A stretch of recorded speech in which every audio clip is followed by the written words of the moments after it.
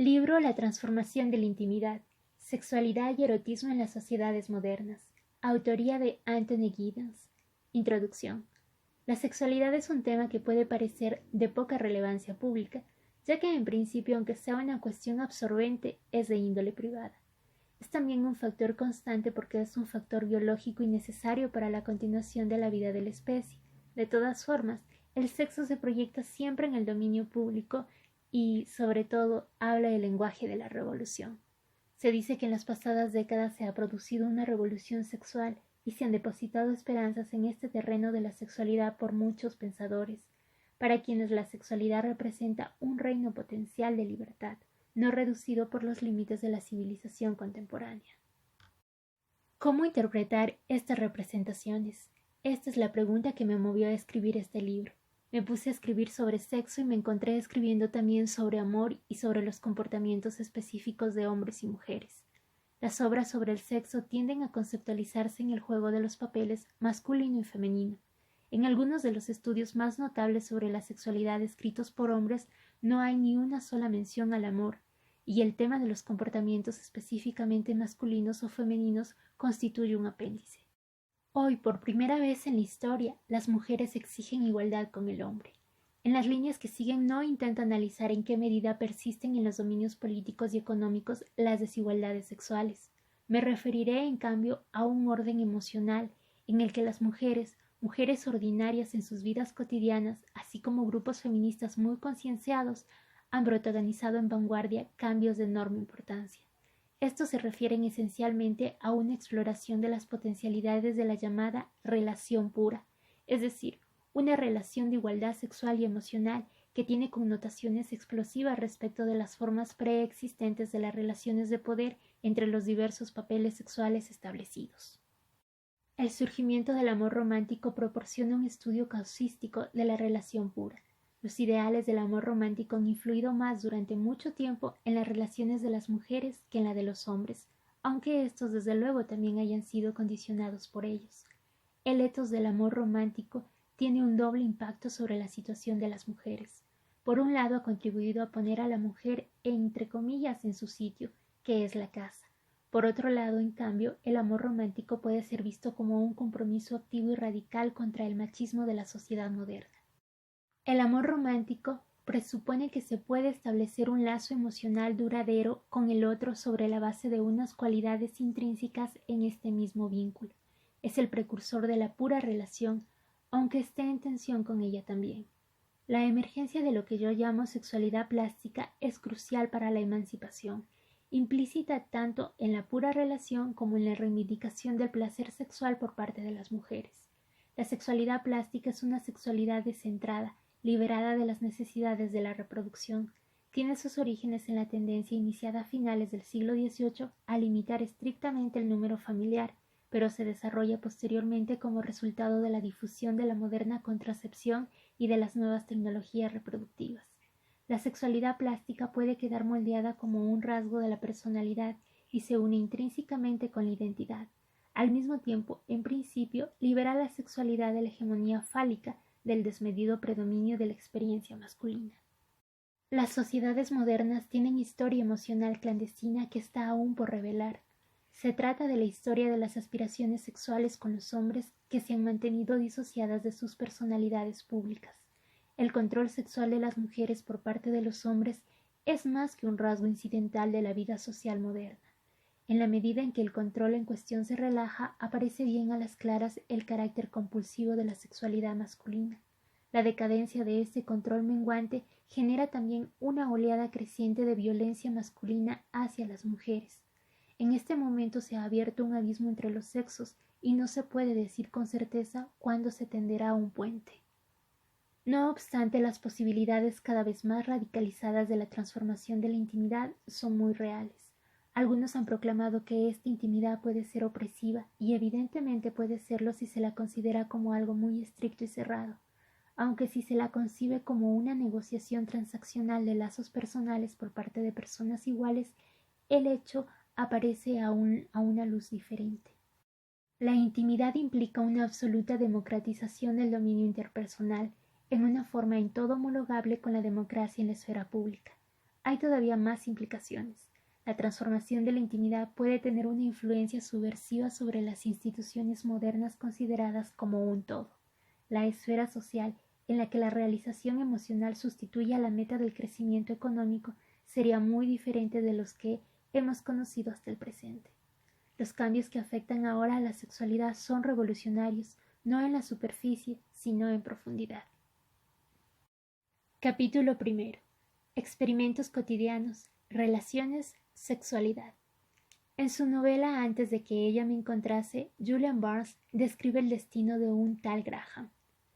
Hendrick, historiador universitario que ha abandonado a su mujer e hijos y ha comenzado una relación con otra mujer. Cuando comienza la novela, Graham está al filo de los 40 años. Ha permanecido casado durante 15 años. Se encuentra en la mitad del camino de la vida y puede sentir ya que se desliza cuesta abajo por la colina. En una fiesta conoce a Anne, que anteriormente fue actriz cinematográfica de reparto y que ahora se ha convertido en compradora de modas. Por cierta razón, su encuentro suscita en él sentimientos de esperanza y exaltación que apenas recordaba. Siente que su línea de comunicación con otra persona, interrumpida hace 20 años, se ha restablecido repentinamente y se siente una vez más capaz de locuras de idealismo. Tras una serie de encuentros clandestinos que se convierten en asuntos escandalosos, Graham abandona a su mujer e hijos y comienza a vivir con Anne. Obtenido el divorcio, se casan. El núcleo del argumento es el descubrimiento progresivo de los amantes que han pasado por la vida anterior de Anne antes de que Graham entrase en ella. Anne le oculta pocas cosas, pero nunca le proporciona informaciones sin que él se las pida. Graham se obsesiona gradualmente por los detalles sexuales del pasado de Anne. Analiza y revisa los pasajes que Anne ha rodado por la pantalla, tratando de adivinar un intercambio de miradas u otros signos que le indiquen que ella y algún hombre en particular han sido amantes. A veces ella admite que han existido relaciones sexuales, aunque la mayor parte de las veces insiste en que no las ha habido. El desenlace final de la historia es salvaje y subvierte por completo el estilo de humor insulso que caracteriza la mayor parte del libro. Tras una investigación detenida, Graham descubre que su mejor amigo, Jack, a quien ha confiado los problemas relativos a la vida de Anne, antes de que ella me encontrase, ha tenido relaciones sexuales con Anne hace varios años. Graham va a ver a su amigo como si no sucediese nada, llevando consigo un cuchillo que tiene una hoja que mide 6 pulgadas de largo y una de ancho hasta el filo. Cuando Jack le vuelve la espalda, prestando atención a un asunto menor, Graham le apuñala. Cuando Jack, estupefacto, gira, Graham le clava repetidamente el cuchillo entre el corazón y los genitales. Tras ponerse un apósito sobre un dedo que se ha herido durante el asesinato, se sienta de nuevo frente a los restos de café que Jack le había preparado. Entretanto, Anne, preocupada por la ausencia de Graham, que ha durado toda la noche, ha telefoneado a la policía y a los hospitales de la ciudad, tratando de localizarle sin éxito. Anne husmea en el escritorio de Graham. Allí encuentra documentos que atestiguan las investigaciones compulsivas de éste sobre su pasado y se da cuenta de que él conoce su asunto con Jack, única relación sexual que le había ocultado.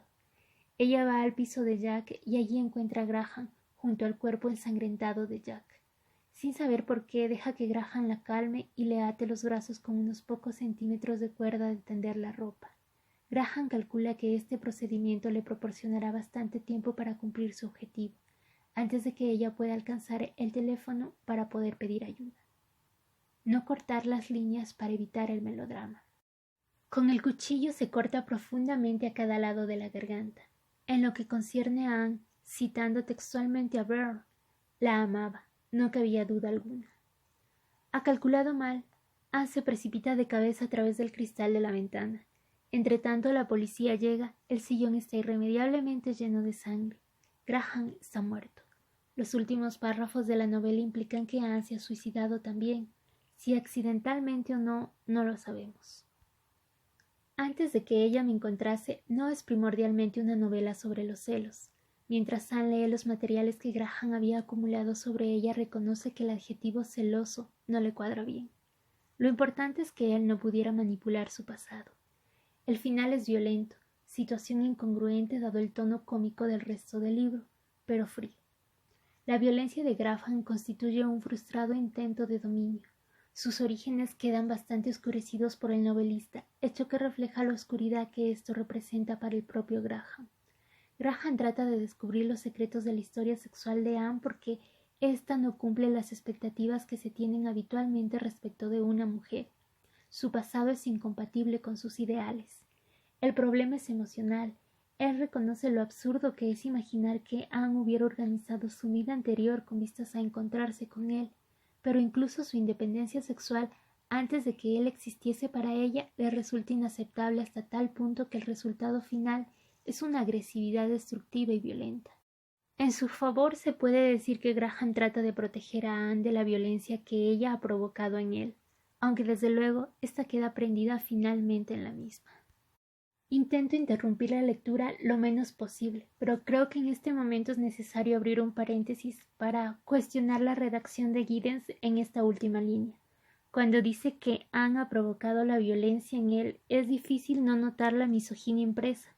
Tal vez sería más preciso decir que la violencia fue originada por los condicionamientos sociales machistas y sexistas instaurados por miles de años, dividiéndonos en categorías de putas y vírgenes, de respetables o no respetables. Esta sociedad ha creado esto en torno a la figura de la mujer. Y si se desea indagar más sobre el tema, voy a dejar algunos links de algunos audiolibros que pueden clarificar este tema. Hasta aquí mi paréntesis y prosigo con la lectura. Los hechos descritos en la novela son genuinamente contemporáneos. La novela no tendría sentido como descripción de la vida de gente corriente, por ejemplo, de hace un siglo, pues presupone un grado notable de igualdad sexual. Se basa en el hecho hoy común de que una mujer tenga múltiples amantes antes de establecer un compromiso sexual entre comillas serio, incluso durante el mismo y después. Desde luego, siempre ha habido una minoría de mujeres para las que ha sido posible vivir diferentes experiencias sexuales y con ello una cierta medida de igualdad, pero la mayoría de las mujeres han sido clasificadas como virtuosas o disolutas. Las mujeres disolutas han existido solo en márgenes de la sociedad respetable. La virtud se ha definido siempre como el rechazo de una mujer a la tentación sexual, rechazo reforzado por diversas protecciones institucionales, tales como un noviazgo vigilado, matrimonios a la fuerza, etc. De los hombres, en cambio, tradicionalmente siempre se ha considerado, y no solo lo han hecho ellos mismos, que necesitaban experiencia sexual para su salud física. Generalmente siempre se ha aceptado que los hombres tengan relaciones sexuales múltiples antes del matrimonio, y la doble moral también después del matrimonio. Ha sido un fenómeno real.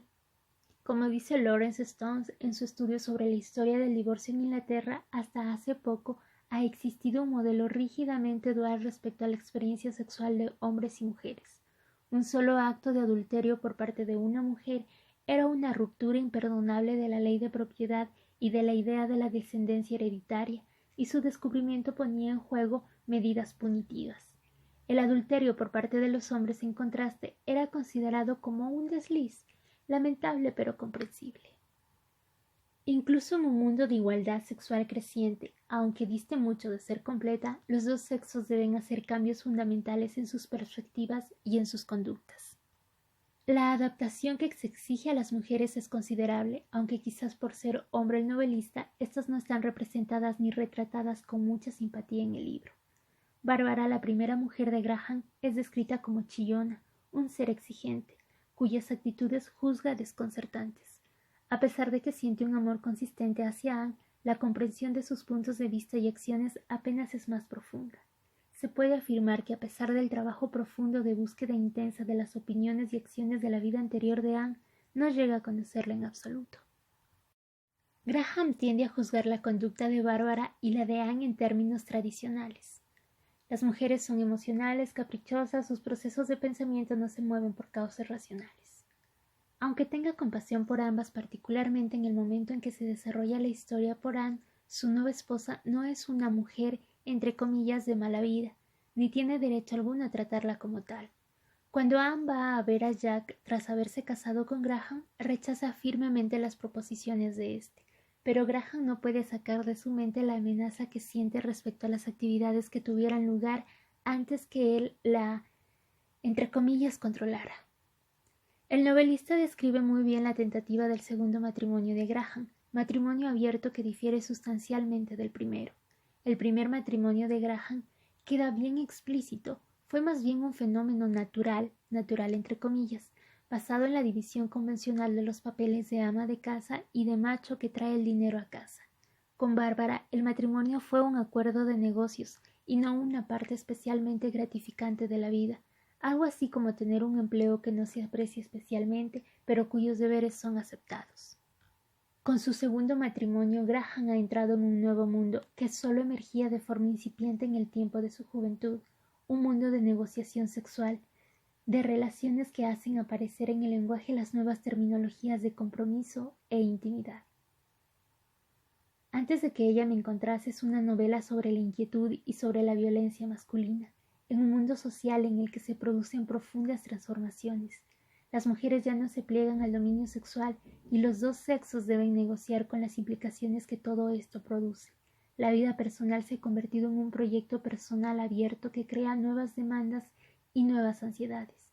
Nuestra existencia interpersonal se ve transfigurada completamente al involucrarnos en lo que llamaré experimentos sociales de cada día, a los que nos someten los cambios sociales más amplios. Precisaremos con detalles sociológicos en qué consisten estos cambios que tienen relaciones directas con el sexo, la familia y la sexualidad. Cambio social y conducta sexual. Lillian Rubin estudió en 1989 las historias sexuales de casi 1,000 personas heterosexuales de Estados Unidos, de edades entre los 18 y 48 años.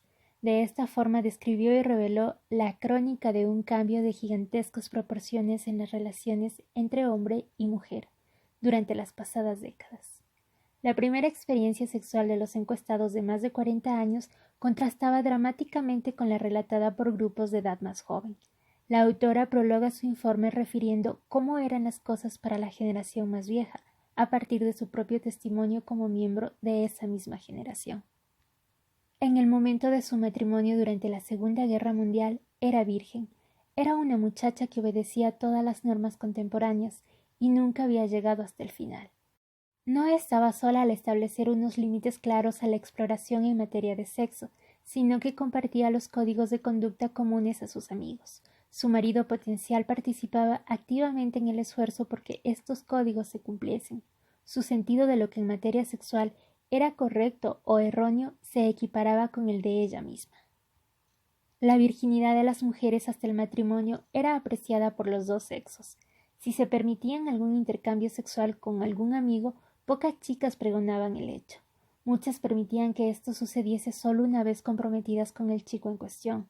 Las muchachas más activas sexualmente eran desprestigiadas por las demás y también por los muchachos muy masculinos que trataban de, entre comillas, aprovecharse de ellas. Exactamente de la misma manera en que la reputación social de las muchachas descansaba sobre su habilidad para resistir o contener los acosos sexuales, la de los chicos dependía de las conquistas sexuales que podían lograr. La mayor parte de los muchachos ganaba sus conquistas solo, como dijo un encuestado de 45 años de edad, pasando el tiempo con una de aquellas mujeres, las furcias. Fin de la cita. Cuando consideramos la actividad sexual de los adolescentes, hoy menores de 20 años, observamos que la distinción entre chicas buenas y malas todavía se aplica en términos fijados por la ética de la conquista masculina. Pero otras actitudes por parte de muchas chicas menores de 20 años en particular han cambiado radicalmente. Piensan que es legítimo desarrollar una actividad sexual, incluido el coito, a la edad que les parezca oportuno. En la encuesta de Rubin, prácticamente ningún adolescente menor habla de, entre comillas, preservarse para un compromiso futuro o para el matrimonio. En su lugar, hablan con un mensaje de romance y compromiso que reconoce la realidad potencialmente finita de sus primeras experiencias sexuales. Así, en respuesta a la pregunta sobre sus actividades sexuales con su amigo, una muchacha de 16 años observa lo siguiente: nos amamos, por tanto no hay razón para no hacer el amor. Fin de la cita. Rubin le preguntó entonces en qué medida contemplaba una vinculación a largo plazo con su pareja. Su respuesta fue: ¿quiere decir que si nos casaremos? La respuesta es no. O si seguiremos juntos el próximo año, lo ignoro. Queda mucho tiempo. La mayoría de los muchachos no están juntos durante tanto tiempo. Nosotros solo haremos planes para el tiempo en que estemos juntos. ¿No es eso un compromiso? Fin de la cita. En las generaciones anteriores, la adolescente sexualmente activa debía representar el papel de inocente. Esta relación se halla hoy invertida. La inocencia representa el papel de sofisticación. De acuerdo con las investigaciones de Rubin, los cambios en la conducta sexual y en las actitudes de las chicas han sido más pronunciados que entre los muchachos. Ella habló con algunos muchachos que eran sensibles a las relaciones entre el sexo y el compromiso, y quienes rechazaban la ecuación entre el éxito sexual y el compromiso y las proezas del macho. Generalmente, sin embargo, hablaron de forma admirativa de los amigos masculinos que iban con muchas chicas y condenaban a las chicas que hacían lo mismo. Pocas muchachas en el ejemplo de Rubin emulaban la conducta tradicional masculina abiertamente y con carácter desafiante. Frente a tales acciones, los chicos respondieron en su mayoría sintiéndose ofendidos. Ellos todavía preferían la inocencia, al menos de cierto tipo. Algunas mujeres jóvenes interrogadas por Rubin, que estaban a punto de casarse, encontraban necesario mentir a los futuros cónyuges sobre el nivel de sus experiencias sexuales tempranas. Uno de los hallazgos más llamativos de la investigación de Rubin, de la que hicieron eco otras encuestas y que se aplica a todos los grupos de edad, fue la ampliación de los llamativos de actividad sexual, en las que participa la mayoría de las personas o se juzga oportuno que otros lo hagan, si lo desean. Así, entre las mujeres y los hombres de más de 40 años, poco más de 1 entre 10 han practicado el sexo oral. Entre la generación actual de adolescentes, aunque no se practique universalmente, el sexo oral forma parte normalmente de la conducta sexual. Cada adulto preguntado por Rubin tiene ahora al menos cierta experiencia en la materia. No se olvide que en Estados Unidos el sexo oral queda descrito como sodomía en los libros de derecho y es ilegal en 24 estados. La mayor parte de los hombres dan la bienvenida al hecho de que las mujeres estén más dispuestas sexualmente y proclaman que en una relación sexual a largo plazo desean que el otro miembro de la pareja sea intelectual y económicamente su igual. No obstante, de acuerdo con las investigaciones de Rubin, se encuentra abierta o inconscientemente incómodos cuando deben hacer frente a las implicaciones de estas preferencias. Dicen que las mujeres, entre comillas, va lo siguiente, han perdido la capacidad de ser amables, que no saben cómo comprometerse ya, y que las mujeres hoy no desean ser esposas y que ellos quieren esposas. Los hombres declaran desear la igualdad, pero muchos también afirman que ellos o rechazan el significado de esta premisa o se sienten nerviosos al respecto. Rubin preguntó a Jason, un hombre que según sus propias palabras no tiene problemas con mujeres entre comillas muy agresivas. ¿Cómo contribuiría usted con la educación de sus hijos? Su respuesta fue: deseo hacer todo lo que pueda. No quiero ser un padre despreocupado, pero alguien debe asumir la mayor carga de responsabilidad, y no diré que puedo ocuparme, porque no puedo.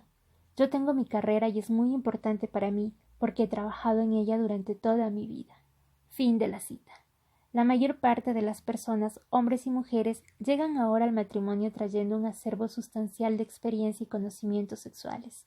No produce en su caso la abrupta transición entre los manoseos torpes o los encuentros ilícitos y la sexualidad más segura, aunque frecuentemente más exigente, del lecho matrimonial. Las parejas casadas recientemente tienen la mayoría de las veces experiencia sexual y ya no hay periodo de aprendizaje sexual en las primeras etapas del matrimonio, incluso cuando los individuos no han vivido juntos previamente. Se realizan ahora más ensayos sexuales del matrimonio, como muestra Rubin, por parte de hombres y mujeres, de lo que era normal en generaciones anteriores. Las mujeres esperan recibir, así como proporcionar placer sexual. Muchas han llegado a considerar una vida sexual plena como un requisito clave para un matrimonio satisfactorio. La proporción de mujeres casadas durante más de 5 años que han tenido aventuras sexuales extramaritales es hoy virtualmente la misma que la de los hombres. La doble moral existe todavía, pero las mujeres ya no toleran la opinión de que, mientras los hombres necesitan variedad y probablemente emprenden aventuras extramaritales, ellas deban comportarse de otra forma. ¿En qué medida podemos hablar sobre los cambios sociales genéricos a partir de este fragmento de investigación realizada sobre un número limitado de personas y en un solo país? Podemos aprender, creo, esencialmente todo lo que necesitamos saber para los fines de este estudio. Está fuera de toda discusión que, hablando en general, los procesos señalados por Rubin ocurren en la mayor parte de la sociedad occidental. y en cierta medida también en otros lugares del mundo. Desde luego hay divergencias significativas entre los diferentes países, subculturas y estratos socioeconómicos. Ciertos grupos, por ejemplo, se apartan del tipo de los cambios descritos o tratan de resistirse a ellos activamente. Algunas sociedades tienen una más larga historia de tolerancia sexual que otras, y los cambios que experimentan no son acaso tan radicales como en Estados Unidos. En muchas, sin embargo, tales transiciones están realizándose contra la infraestructura de los valores sexuales más constrictivos que habían caracterizado a la sociedad americana hace varias décadas. Para las personas que viven en estos contextos, particularmente mujeres, las actuales transformaciones son dramáticas y explosivas. Heterosexualidad, homosexualidad.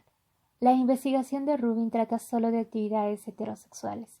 Su decisión de excluir las experiencias homosexuales es errónea, teniendo en cuenta el hecho ya revelado por Kinsey de que una proporción muy elevada de hombres han participado en actos homosexuales en ciertos momentos de sus vidas. Kinsey descubrió que solo cerca del 50% de todos los hombres americanos son, entre comillas, exclusivamente heterosexuales. Es decir, ni han participado en actividades homosexuales ni han sentido deseos homosexuales. El 18% es o exclusivamente homosexual o persistentemente bisexual. Entre las mujeres el 2% es plenamente homosexual, el 13% ha participado en cierta forma de actividad homosexual, mientras que más del 15% confesó que había tenido deseos homosexuales sin haber cedido a ellos. Los hallazgos de Kinsey sorprendieron a un público incrédulo en aquel momento.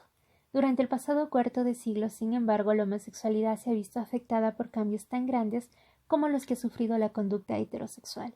Incluso en la fecha en que aparecieron los libros de Kinsey, la homosexualidad era vista todavía por gran parte de la literatura clínica como una patología, una forma de trastorno psicosexual que iba pareja con toda una gama de trastornos análogos, fetichismo, voyeurismo, travestismo, satiriasis, ninfomanía, etc. Sigue siendo tratada como una perversión por parte de muchos heterosexuales, es decir, como específicamente antinatural y como moralmente condenable. Aunque el término perversión en sí mismo ahora ha desaparecido más o menos completamente de la psiquiatría clínica, y la aversión sentida por muchos hacia la homosexualidad ya no se ve reforzada sustancialmente por la profesión médica. Esta salida a la luz de la homosexualidad es un proceso muy real, con grandes consecuencias para la vida sexual en general. Un signo de ello ha sido la popularización del vocablo antidescriptivo, gay, ejemplo de un proceso reflexivo donde un fenómeno social puede verse apropiado y transformado por medio de un compromiso colectivo. Gay desde luego sugiere colorido, abertura y legitimación, un grito que derriba la imagen de la homosexualidad en cierto momento alentada por muchos homosexuales practicantes, así como por la mayoría de los heterosexuales. Las comunidades de cultura gay que surgieron en las ciudades americanas, así como en muchas áreas urbanas de Europa, proporcionaron un nuevo rostro público de la homosexualidad. En un nivel más personal, sin embargo, el término gay trajo con él una diseminada referencia a la sexualidad como una cualidad o propiedad de la identidad personal. Una persona, entre comillas, tiene una sexualidad gay o diferente que puede ser reflexivamente asumida, interrogada y desarrollada. La sexualidad llega a ser, al mismo tiempo que gay es alguien que puede ser y algo que puede descubrirse. La sexualidad se abre a muchos objetos.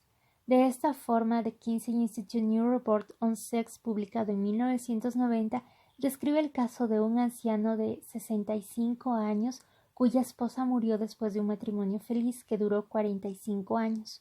Un año después del fallecimiento de su esposa se enamoró de un hombre. De acuerdo con su propio testimonio, nunca se había sentido atraído por un hombre ni había fantaseado sobre actos homosexuales.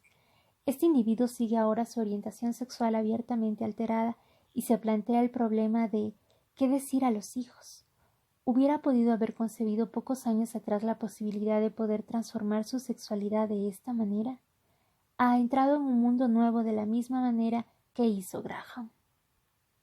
La idea de relación emerge tan fuertemente en las subculturas gay como en la población heterosexual. Los homosexuales masculinos tienen diversos compañeros sexuales. El contacto con ellos puede ser episódico. Así aparece en la cultura de las casas de baños antes de que la llegada del SIDA la hiciese desaparecer prácticamente. En un estudio de los años 70, unos 600 homosexuales masculinos estadounidenses fueron preguntados sobre cuántos compañeros sexuales habían tenido. Cerca del 40% respondió que unos 500 o más.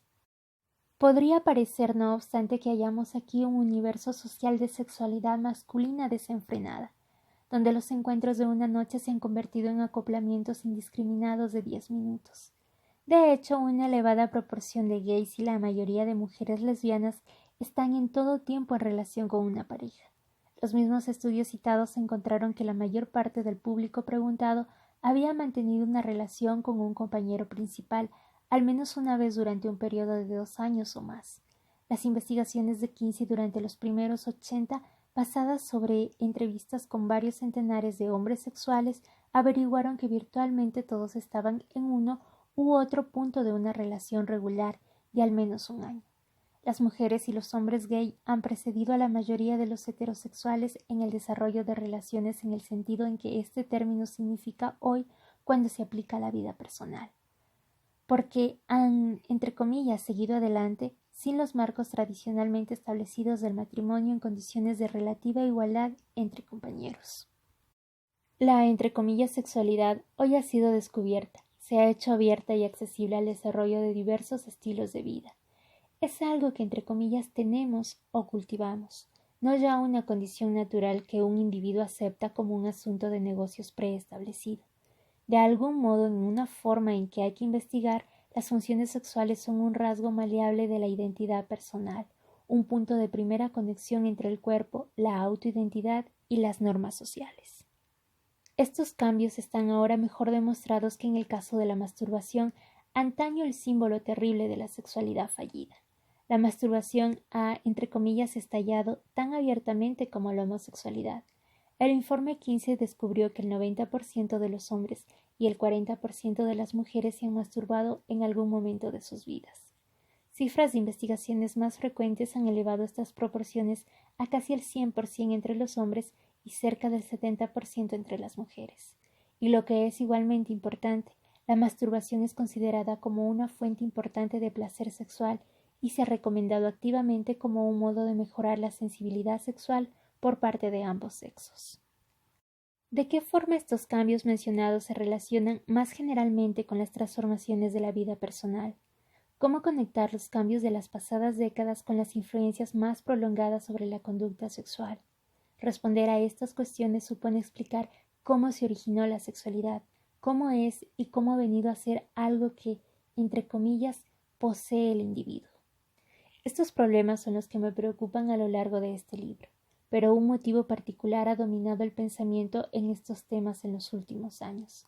Podemos hacer una aproximación inicial a través de una estimación crítica de la misma, la historia de la sexualidad de Michel Foucault. Para salir al paso de posibles malos entendidos, permítaseme recalcar que un encuentro a todos los niveles con el pensamiento de Foucault estaría fuera de lugar en este estudio. No abordaré tal cosa. Las brillantes innovaciones de Foucault plantean una serie de cuestiones clave, con enfoques que nadie había pensado hacer antes. En mi opinión, sin embargo, sus escritos son profundamente defectuosos en lo que concierne tanto al punto de vista filosófico que elabora como a los juicios históricos que hace o presupone. Los admiradores de Foucault se sentirán defraudados. No justifico estas pretensiones en ningún detalle. Mis diferencias con Foucault, sin embargo, emergen muy claramente en el núcleo de los argumentos que expongo. Utilizo esta obra principalmente como un instrumento de contraste para clarificar los mismos.